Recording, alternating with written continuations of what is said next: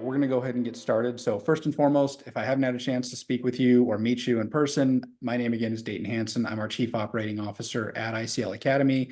These are one of our favorite things to do, to be able to sit down with our champion mentors and have them come and sit with our families and talk to either you as parents or as students, and be able to provide insight, feedback, talk about their career a little bit, how they got to where they are, and then allow you to ask questions. So again, this is a engaging night. Please feel free. Don't hesitate to ask those questions. I will happily share those with Virgil as we go through this tonight. So before we get started, I gave a little introduction about myself, but I'm also going to allow Virgil to share a brief introduction about himself. So Virgil, if you don't mind, maybe share a little bit of background about yourself, your journey into the golf space, and just kind of a little bit more about you as we jump into some questions.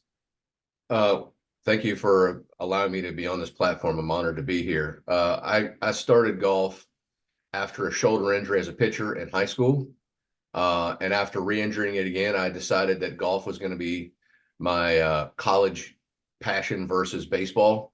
I went to Mississippi State University in the golf management program there.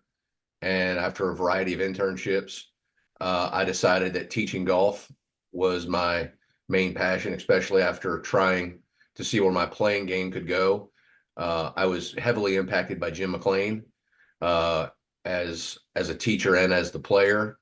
And I decided that after spending some time with him, that my passion really lied in teaching the game. I got off to a great start. I start most of my first 800 golf lessons were the best college players in the country. Mississippi State won the SEC championship a couple of times in a row. Boys were ranked number 3, girls were ranked 15. And I taught almost everybody on both teams, even as a college person. And that then led to me coming to Nashville, where I've been ever since I graduated. About the person who kind of put me on the nice platform is Brant Snedeker. I taught Brant Snedeker for 8 years. So he and Garrett Willis are the 2 PGA Tour winners that I've coached. I've coached 2 Korn Ferry winners, 6 national champions, and I've had 251 players come to me that turned into college golfers. And those players have earned $11,500,000 in scholarship money. So it's been a great ride. And possibly the coolest thing for me, I was a Golf Channel teacher for 8 years. And I was there until COVID shut down Arnold Palmer Studios, and now Golf Channel's in Connecticut at NBC Sports. So, and now I basically coach here in Nashville, Tennessee. I have a studio in my home, and possibly the coolest thing that I've done recently, I became the first PGA professional to ever do a TED Talk, and it landed me on a gigantic platform. And of all the things that I would want to start with is like, I want people to dream. And the things that I got a chance to do is just because I didn't want to just be known as a golf teacher. And I kept pushing myself and stretching past my what would be considered normal golf teacher bounds. And I will tell you that standing on a TEDx stage is as nerve-wracking as I've ever been. And it really helped me be where I am today. So I'm looking forward to the conversation.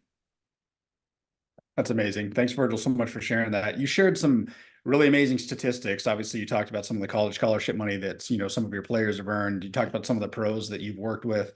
Talk to me a little bit about tonight, some of the key factors that have helped contribute to you, in essence, rising in the golf space. Not only, you talked about your TED Talk as well. What are some of those key factors that have helped contribute to you becoming a great coach? And what are some of the elements or components that you share with your players? Well, I would say in the book Outliers by Malcolm Gladwell, he talked about certain situations that allow you a great gift or a great head start. I graduated May 17th of 1997, which is exactly 1 month after Tiger Woods won the Masters. And for those of you who don't know, literally junior golf exploded at almost a tenfold rate because of Tiger. I graduated 1 month after that, and there were so many places that needed teachers. And so I got lucky because I had basically graduated, and in 2 weeks, I had a book full of lessons. And I've been teaching golf ever since. I've never worked in a pro shop, never folded a shirt, never answered a tee time call. So I got lucky with the timing. But what really came down to the director of instruction there was a big believer in learning, like never stopping learning. And because I didn't have a lot of money at the time, he's like, Virgil, you don't really have the money to go travel around and see teachers. But you see right down the road, there's a Barnes and Noble, and there's hundreds of golf books there. So on my days off, I'd go there and I would read every golf book that they had on a golf instruction, and Mhm. all the greats. And what I learned is that there's no such thing as the golf swing. There are parameters in which make people play great golf, and body types play a huge role. So I'm not a model or a one size fits all scheme teacher. I kind of see what the body wants to do and put that in a position to be the most effective that it can be. And then from there, because I started teaching great players, I wanted to focus on staying in that great player mode. And it certainly helped with a lot of junior golfers that were desiring to be great. And it just really took off. And I had a lot of early success. And obviously with Brant Snedeker being such an impactful, he was the #1 player in college golf, #1 amateur, and then rookie of the year on the web.com then, Corn Ferry Tour now, and then rookie of the year on the PGA Tour. That really put me in a pretty good spot. So between education, my own personal goals of becoming an elite teacher, and never giving up, no matter how things went, the perseverance piece is really critical, because life will throw you curveballs. And the most important thing about facing curveballs is to foul them off until they hang one, so you can jack it out of the park. Right. And be able to be resilient and perseverant through the difficult times is really important. I love what you ended with there. I mean, you shared so many good pieces of information. We talk about at ICL Academy resilience. We talk about perseverance all day, every day as part of our 6 Ps. You also mentioned in there constantly learning. It's the evolution. You're trying to grow yourself, grow the game. One of the aspects that we know in the golf space is mental toughness. Golf may be one of the most mental games that there is, mental sports that there is, and talk to me a little bit about and share with us tonight about how you approach mental toughness. How do you instill that quality within the players that you're working with, and what does that mean to you? Okay, so this has many layers as an onion. Okay, so I'm going to start at what I call the beginning of mental toughness, and go all the way to winning on the PGA Tour of mental toughness. Okay, at the beginning, mental toughness starts with a passion to be good at something, right? You have to have that desire to see how far you can go. And a lot of times you have early success, and that might not mean that you win a golf tournament, but you start shooting lower scores than you anticipated quickly, and you get that hope up inside of you that you have a chance to do something great with this game. But as we all know, if you play this game long enough, it'll smack you in the nose, because it's, one of the hardest parts of life that we get a chance to experience through a fun game called golf is that your best intentions, your hardest efforts and work ethic to achieve greatness sometimes will just not work. And to not take that personal, if you followed the process of what it takes to be great, Mhm. there's no guarantee when you will win. But if you follow a process that leads towards greatness, you will win. Like Dr. Rotella says it best in Golf Is Not a Game of Perfect. It's just like, if you follow a championship process, I guarantee you'll be a champion. The only problem is I can't tell you when. And that the ability to keep fighting through and look at every non-victory as a learning opportunity, not a loss. That's really hard for kids to understand, that if they had a 2-shot lead with 7 holes to play and 3-putt the last 2 holes and lose the golf tournament, that some feel like they lost. But Mhm. what they've really done is they've learned a couple of things. One is what goes on inside their body when they're getting ready to achieve a goal. They get nervous, they get blasted with adrenaline and fear and all these things that go on. And talk is cheap in this situation.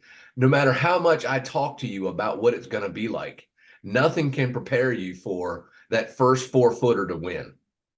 And if you don't make that one, it's not the end of the world, although it feels like it at the time. It's actually just an opportunity for you to prepare yourself Mhm. more in your practice, because the next level of mental toughness comes from preparing in a way that is more difficult than the tournament itself.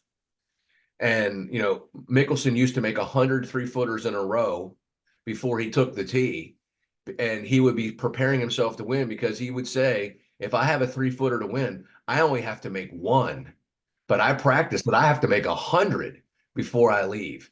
And that's a John Wooden-ism, which is make your practice more difficult than the game so that when the game is there and you're at the most optimum moment for your dreams and your goals, it's easier than the event that you practice in. That's amazing. And then for me, the next level of that is the mental training that is understood in the last 12 years. We've probably learned more about the brain in the last 12 years than we knew in the last 1,000. But understanding how to shut off the prefrontal cortex, which is your concerned, over controlling, worried part of your brain, and get out of that place into the part of your brain that allows you to just be an artist and let it come out of your body is really a talent. I have technology that you can wear on your head, that we have an app that shows you when you're in the zone or in flow state. And to be able to experience that and know that training your brain like that is no different than training your backswing, your downswing, your exit, your footwork, your short game, whatever. Training your brain to get into an optimum performance state in between every shot is an art form. It is not some kind of mysterious mystique place. You can train yourself to be there.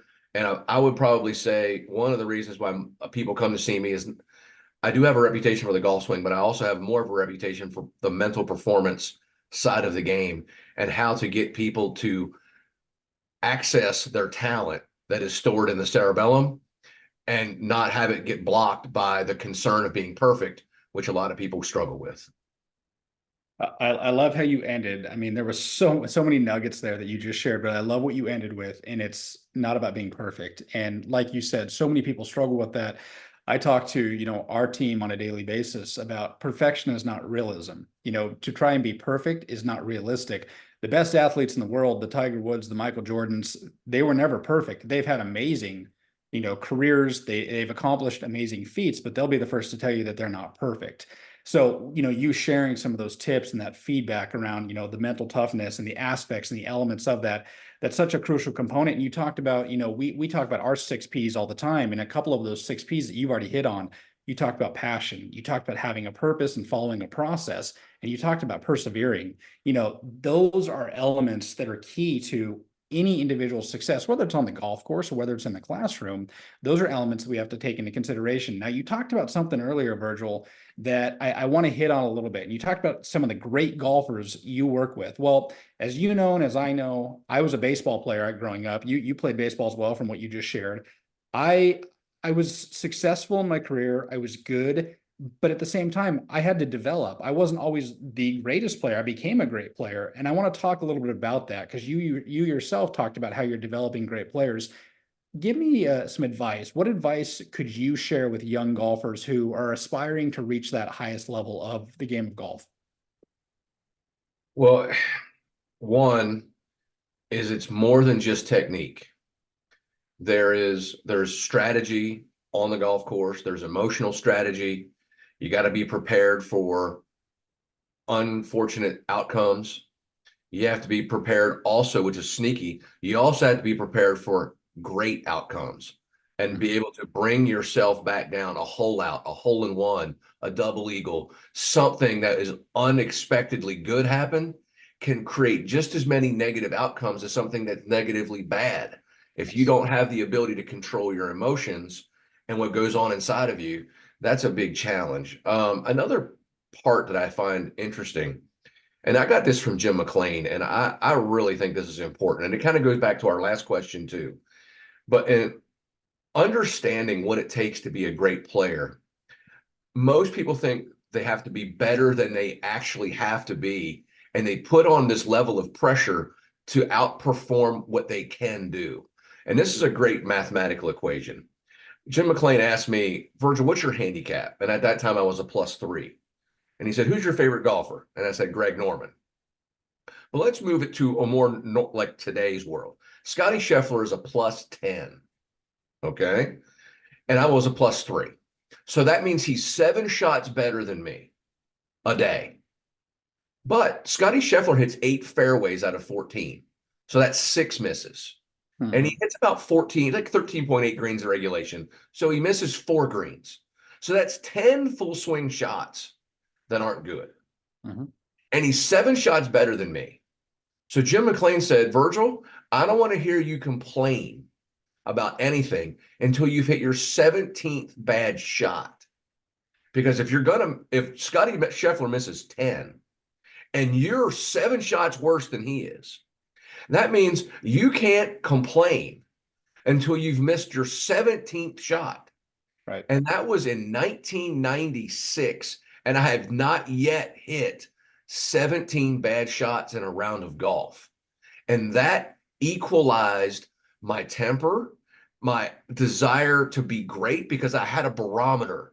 Well, if Scotty Scheffler misses 10, and I hardly ever miss 10 shots in my mind of what is considered acceptable. And it then broke down like, oh man, my ideas of what it took to be great were perfect.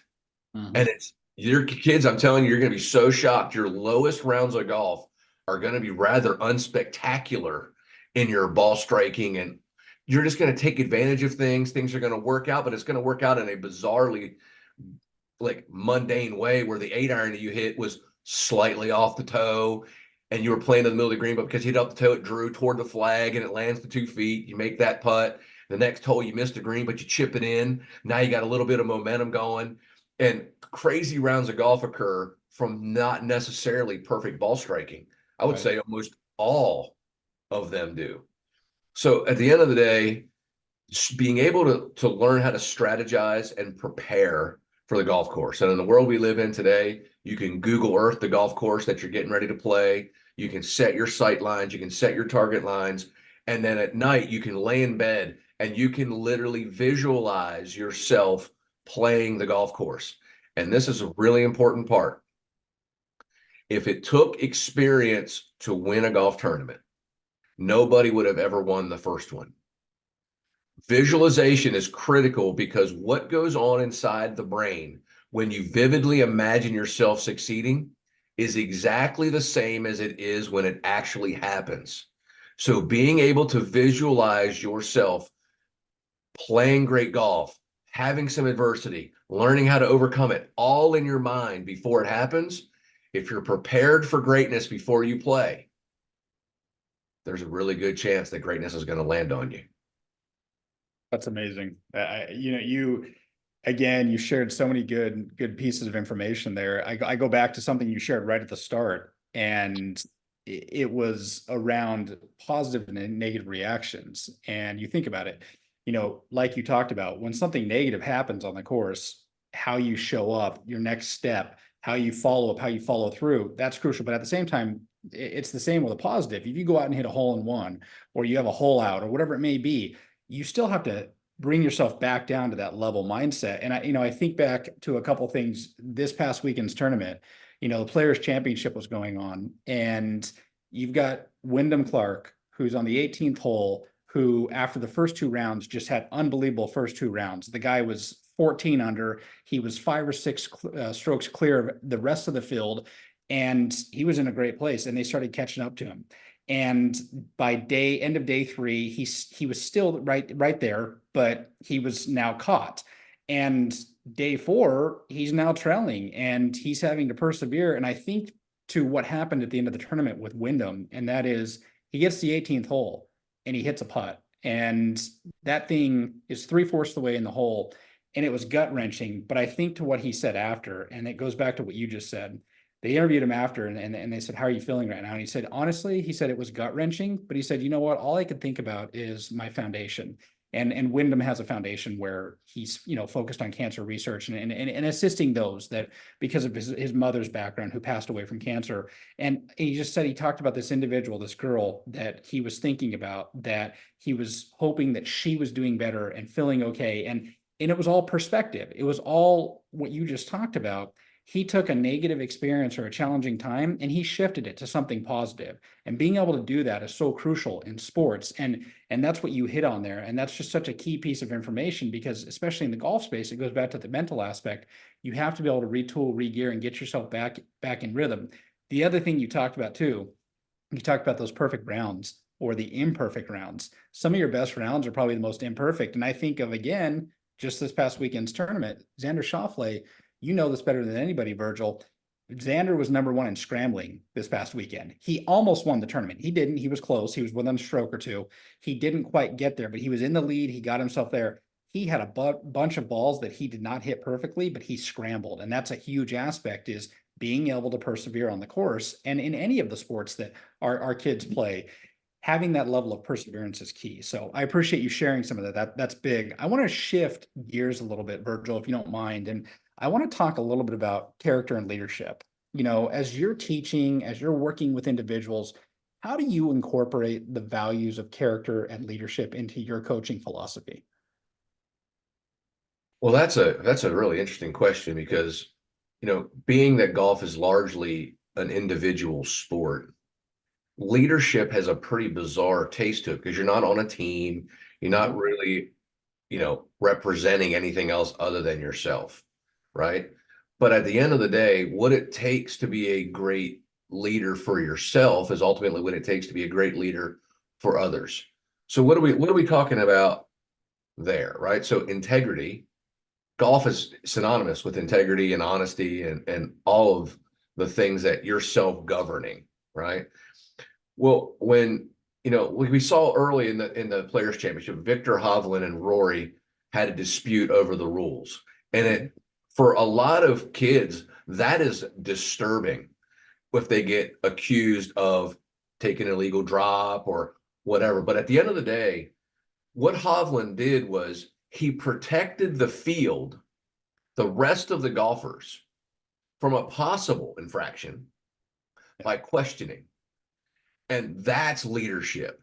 He was not saying, Rory, you're a cheater. He was saying, I have a responsibility to protect everybody that's not playing here in this group. That I have a question. Jordan Spieth was there too. And at the end of the day, they ruled that it did land in play and then bounced into the water, and Rory's drop was correct. But the amount of fortitude that it took Victor Hovland to stand up to certainly the most famous golfer currently on the tour and probably top 5 player in the world, to challenge him on his line, that's leadership. Now, Victor Hovland's playing for Victor Hovland only, but he demonstrated what a leader does, which is he took the responsibility for everybody in the tournament to just be sure that we're doing the right thing here and not taking advantage of a situation. And that's kind of like Jocko Willink's extreme ownership. Is like you have to be willing to make hard decisions with integrity and not be rude, but to do it in a level that you would want it to be done to yourself. Like if you're going to check somebody's situation out, first put yourself in the other side. Like if I was going to be called, how would I want to be talked to? Right. In a situation where everybody's highly, like all the chemicals are up, we're jacked up, we're competing. And those things really do play a role in how you respond, because anger is quick to come out if you're going to be accused of something. So if you can stay on the high road of integrity and be like, Rory, are you absolutely sure that it covered that line? Because I don't think that it did. Can we get another opinion? Because I don't want you to find out, like this is how I would have said it. I don't want you to find out when you're done that you took an illegal drop and you're DQ'd. Because there's drones and TV footage of everything. To be able to say it like that would be like, Victor's trying to protect me too. Mm-hmm. Even if it didn't appear that way, the ability to be able to communicate clearly and with integrity as if you'd want to be talked to that way is one of my favorite ways to go about it. But another thing about leadership is how you conduct yourself in duress. If you have the ability to have a less than stellar day and be able to walk with your shoulders back, head up, instead of what I call pouty poopy pants, face down. You know, Jockey Burke said, animals that walk with their head down get eaten. And I'm a big believer in body language speaks louder than words. And to be able to conduct yourself in a way that you're able to chin up, chest out when things aren't going good, then you know you're going to be able to do it when things are going great. But that's what leaders do when they take the stage to address people. If we're talking about a CEO of a company, president of the United States, you know, whatever, however you view it, how you conduct yourself is first seen through people's eyes and your body language before your mouth even opens. So be Yes. mindful of your body language, be mindful of how you carry yourself, and always speak to others as if the way you'd want to be treated first. And that's a great place to start. I love how you brought it to communication, and you wove in leadership and character. You talked about integrity, but you hit a lot on communication. And that last piece of what you just said was really around, treat people as you'd want to be treated. And at the end of the day, that's a message we share all the time, not only internally with our students and our parents, but also with our staff as well. And our mantra always is, you should always be able and willing to communicate. If you're doing it with high character and with the level of integrity that you're supposed to be using, it's okay to communicate, but also do it with a level of respect. There's no reason to get emotionally driven. You use the word respond versus react, and that's something we've talked about in past champion webinars. A response is typically driven by a more well thought out, countered response that in essence is not emotionally driven. Whereas a reaction, it's typically emotionally driven. And we may say something or do something or show up a certain way. And I love the fact that you just talked about body language, nonverbal cues, because it's not just on the golf course or the tennis court or the soccer field. It's in life as well. How you show up, how you come across. Someone's always watching, and whether someone's always watching or not, it shouldn't matter regardless, because you want to carry yourself with that high level of integrity, that high level of character, and come across as a leader, whether it's in an individual sport or a team sport. So, thank you for bringing in the aspects of communication and talking about those nonverbal cues as well. I think it's really important in the world we live in today. Yeah, Uh, absolutely. when we grew up and there was an issue, you had to face somebody face to face. Yes. And you, generally speaking, didn't really say something that could get you smacked in the face for doing it. But when you don't have to face people, and right now a large percentage of our communication is through our phone, sometimes people get a little zesty with their words and how they respond because they don't have to look that person in the face. But as you get older, the real world doesn't really care what you tweeted about or what you post. You're going to have to be facing people eyeball to eyeball. And it's always best to be thinking, when I ask this person this question, how would I want to be asked this question? Because that always puts you in check, because you would never want to be talked to in a disrespectful manner. So then don't do that to anybody else. Yeah, amazing. That's an amazing tip, and something that I know that our families will walk away with tonight, and it'll be sitting with them and something that will resonate. So I appreciate you sharing that perspective. We had a question come in from one of the individuals on the call, and I'd like to share it with you. Obviously, at ICL Academy, we've got kids that are in grades 5 through 12, and they're in all different passions: golf and tennis and soccer and hockey across the board. And that said, there's the balance of balancing their passion and also balancing academics. So the question that came in was, how do you advise young students on balancing their academic commitments with their pursuit in golf or their other passions? Well, this is a heavy one, right? So I've been very fortunate to coach not just elite golfers, but a lot of NFL stars, a lot of baseball stars. And I think it's important to know this: the window of time that even the greatest of the greats have is often very short.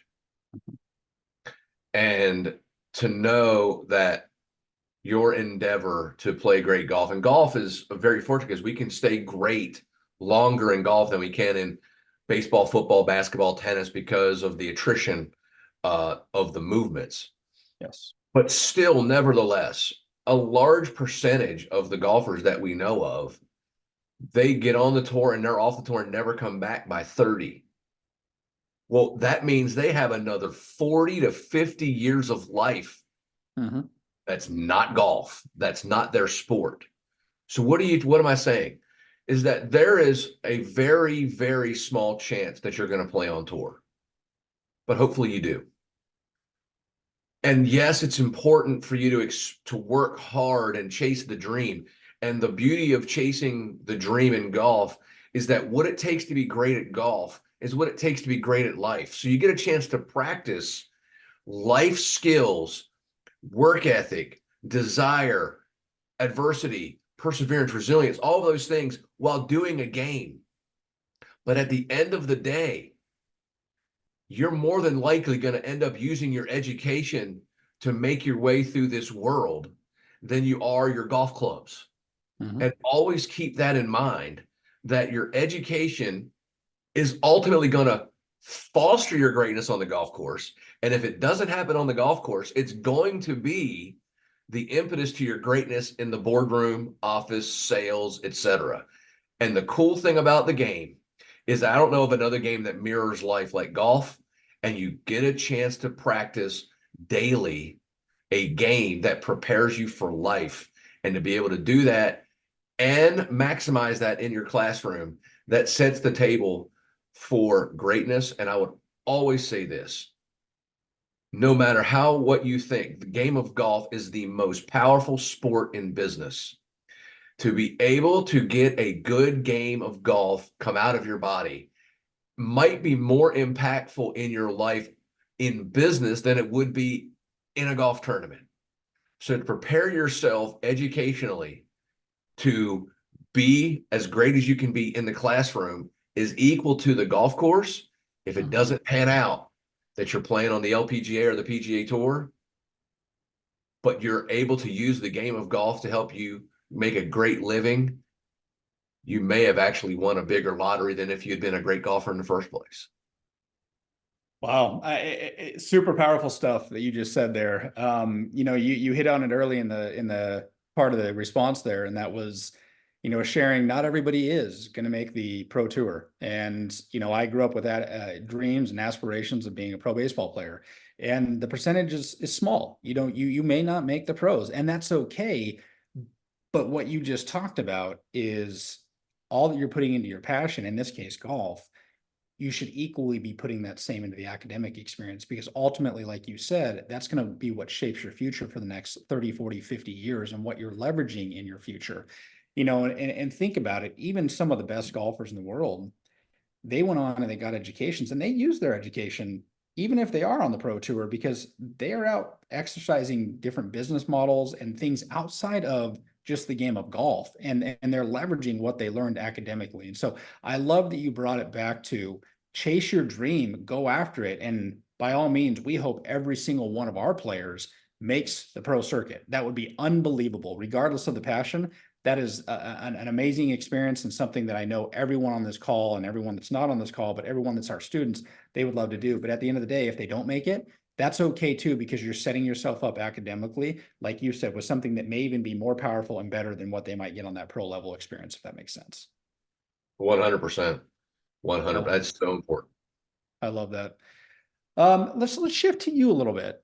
You shared a little bit about this, and I just want to have a few more questions here, and some have come in, but you shared a little bit about this earlier. Talk to me, if you don't mind, Virgil.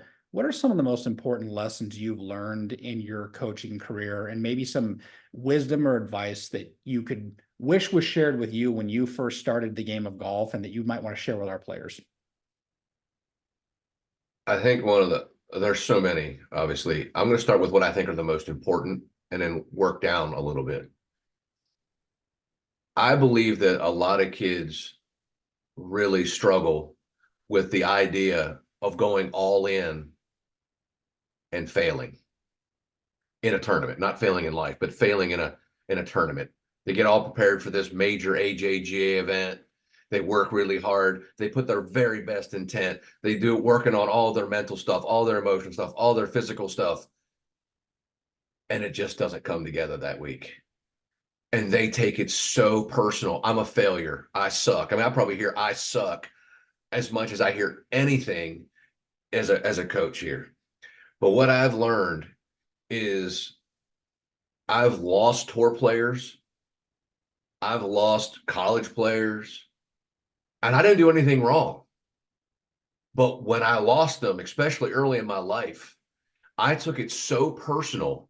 It hurt my soul. And as a teacher, you get so invested in your students, and that's a unique part of this conversation. As a coach, I invest so much of my heart and soul into my players that when they move on, it hurts, especially if they've moved on because they think that I'm not helping them.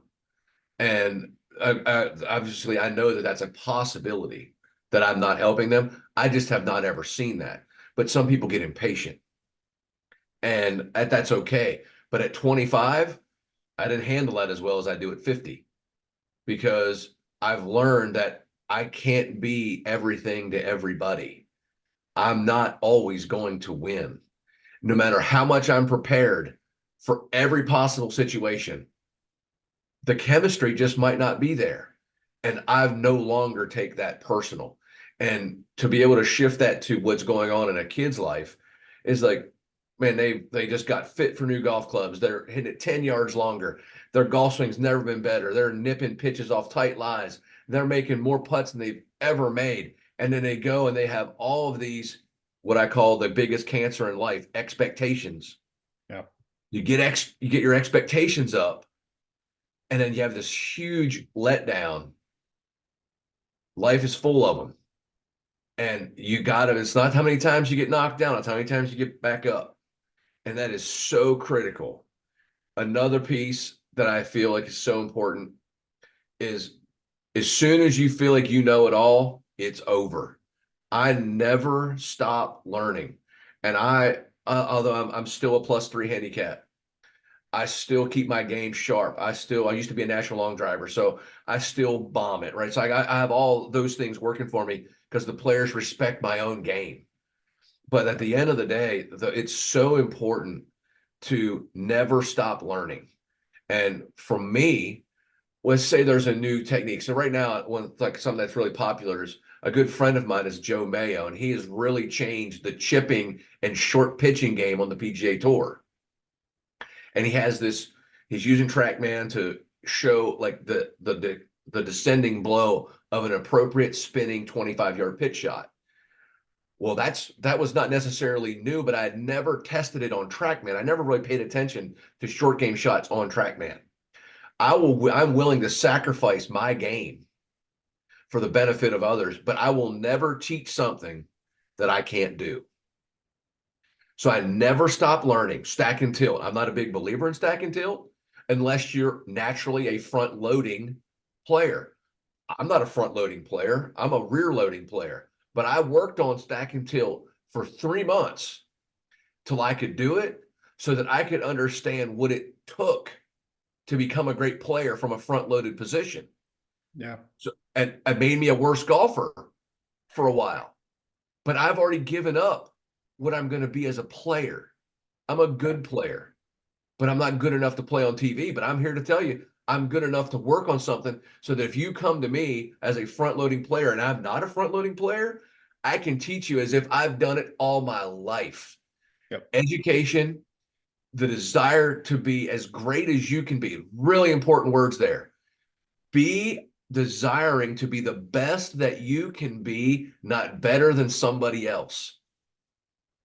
Don't ever go into life thinking you're better than somebody, but don't ever go into life thinking somebody's better than you. Go into your life trying to be the best that you can be 1% better every day. And that might be those two pieces right there. My first story and the second story are probably the most important factors in all of life. Your best efforts aren't always going to work out, and try to be 1% better than you were yesterday, and don't care about what you are compared to somebody else. Comparison is the thief of progress. Yes. I love that. And for so many reasons, I used to share a story myself, and you think about it even through the academic lens. But imagine going into a class and imagine taking a test and going back to what you just talked about of just comparing to yourself, just be the best you can be. Don't focus on those around you, but imagine taking a test and scoring a 70 and you look at the person next to you and you go, what did you get? And they say 65. And you say to yourself, oh, well, I was I beat that person. Well, in reality, is that good? Is 70 the best you could have been? Maybe in that day, maybe it was the best you could have been, but comparing yourself to someone that maybe received a 65, if the scale is 100%, you shouldn't be comparing yourself against the person that got the 65. You should be looking inward and saying, did I give my best? Did I put my best foot forward? Did I prepare enough? Did I have the right process in place? Did I have a plan in place that allowed me to be as successful as possible? And that's in essence what you're getting at there is don't look to the right, don't look to the left. Do one of the hardest things possible, and that is look in the mirror. And in this day and age, looking in the mirror can be very challenging. It's not easy to point the finger at yourself. It's much easier to point the finger everywhere else and say, it was the weather, it was the food I ate, I didn't get enough sleep, whatever it was, but it's never like I'm going to look inward. And I think that it's so important as we continue to grow, and you hit on this, is that we compare to ourselves, we focus on an element, maybe that day on practice. I'm not going to worry about how far I hit the ball. I'm not going to worry about what I score. The one element I want to focus on today is my chip shots from 60 yards and in. And that's all I'm going to focus on, that one variable. And I just want to be very good at that today. That's wonderful because you're focused on yourself, you're focused on an attribute. So I love that you shared that. You hit on another piece during your response to Virgil, and maybe you've already shared it, but it was a question that came in. And so I want to ask this, and if there's anything else tied to it, are there any emerging trends, technologies, anything like that going on in the golf space right now that you're kind of interested in, or you're promoting, or you're telling players like, you know what, hey, this is something you should look at or be aware of? Is there anything emerging or on the rise that's going on right now, whether it's technology driven or just any trends out there? Well, I would probably say up until maybe 3 years ago, the training aid world has been an abysmal effort of just terrible stuff. But in the last 3 years, the training aid world has gotten awesome. There are like I've never been a big training aid fan unless it actually worked. It translated immediately, Yeah. and there aren't many that in prior to maybe 3 or 4 years ago that actually worked. But now between George Gankis's stuff and Martin Chuck's thing, all the things that are coming out, plus the stack system and all the speed training and what we're learning about speed training, that's a new world. And the number one fundamental of life is speed. Is it the speed of getting the ball in the hole fastest? The greatest running backs the fastest, the greatest wide receivers the fastest, the greatest pitchers, the guy who threw the fastest pitch, Nolan Ryan. You got speed. Who can get the job done first? That's the answer. So speed is my number one fundamental. Well, at first it was the speed sticks that were great, but I think the stack system has taken it to another level, and the app that goes with it gives you immediate progress feedback. How are you doing? Where are we for real? And Sasha McKenzie is probably the foremost authority in human biomechanics. I love that. I was the 10th owner of a TrackMan. TrackMan has totally changed the game in the world. I've probably seen more swings on TrackMan than anybody in the world. And I've had that affirmed by a TrackMan as they clean my computer. They're like, dude, you got like 800,000 golf swings on here. I'm like, yep, I do. So I'm like, I've seen a lot. The technology there is incredible. And we're going to keep seeing new technology. The brain technology that I've used, Focus Band, is just unbelievable when it comes to training you to get there. So don't be afraid of technology. Understand, like, there are aids out there now that help you find a feel that you can't seem to find. But those are the things that interest me. Anything that has to do with speed, anything that has to do with controlling your mind, and anything that validates immediately what it is that you're really doing.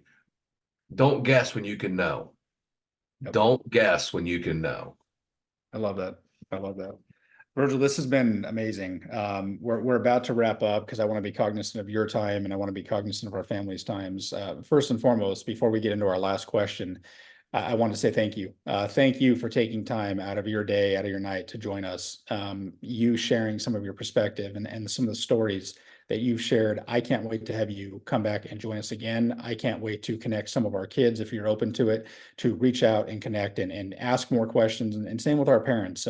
It means a lot to have a champion mentor such as yourself in the golf space, being willing and able to share the knowledge that you've shared. So thank you for that.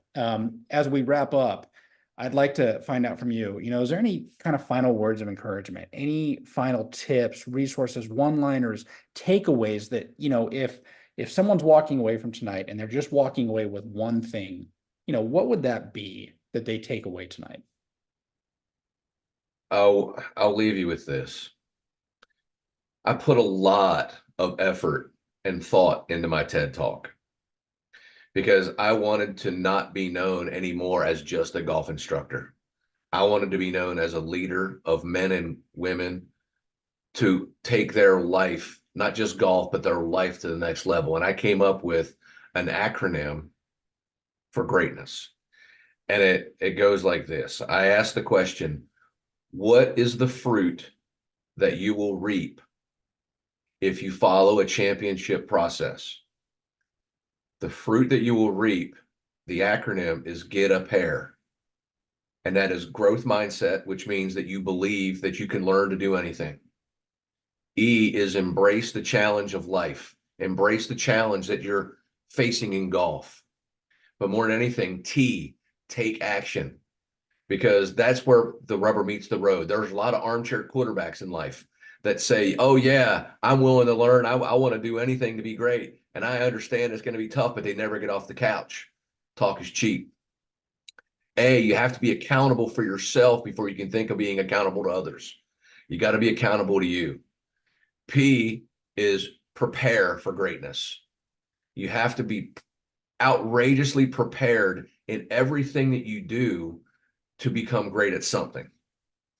The second E is learning how to evaluate and move toward executing your game plan.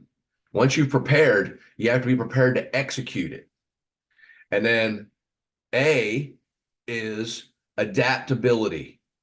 Rory McIlroy might be the greatest driver of the golf ball we've ever seen, but he has won golf tournaments because of his short game.